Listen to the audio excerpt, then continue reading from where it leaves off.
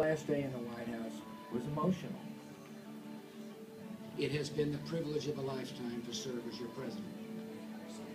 So on the one hand, it was emotional because we were saying goodbye to people we cared about. On the other hand, we were excited to start a new chapter in our life. And I will always be honored to carry a title that means more to me than any other. Citizen of the United States of America. Now that we're home in Dallas, George and I still want to stay involved in the policy issues that were most important to us when he lived in the White House. And we have a way now to continue to serve in these policy areas through the Bush Institute. We still have the power that any former president of the United States has to bring groups together. We don't want to sit around and write papers. We want to put action plans in place that affect people's lives. George started PEPFAR, the President's Emergency Plan for AIDS Relief, and now we're building on that with the pink ribbon, red ribbon.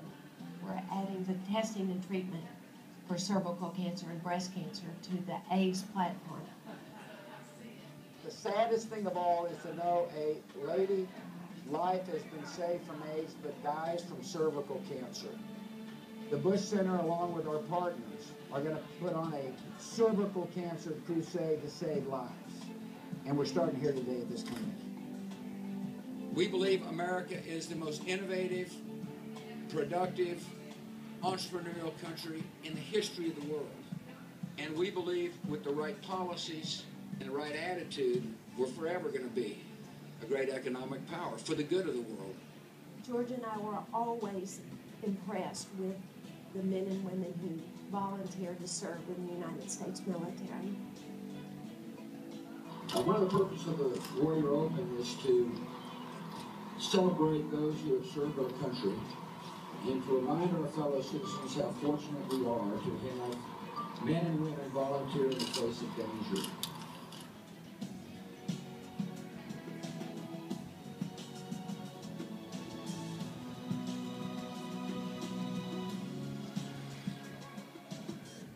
I believe freedom is essential to peace.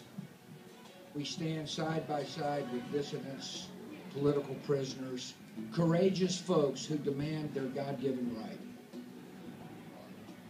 Even though freedom is universal, oftentimes it requires the action of individuals or governments to enable people to realize the true blessings of freedom.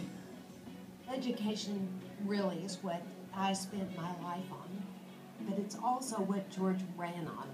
So it's just natural that we would continue. Our goal is to ensure that every child succeeds in school and in life by receiving a good education. Both of our girls grew up right in the public eye and are very, very successful women now. We're so proud of them. I told them I would hope that in watching Lauren and me go through a presidential campaign, hopefully the presidency itself, that they would learn that service to the country or service to a cause greater than self was an important part of living a full life. Barbara's now devoting her life to global health. Jenna is covering education stories because she's really interested still in education and teaching. North and South America, Europe, Asia too. It makes a mom and a dad feel really good to know our little girls who are now professional women are making a contribution to society.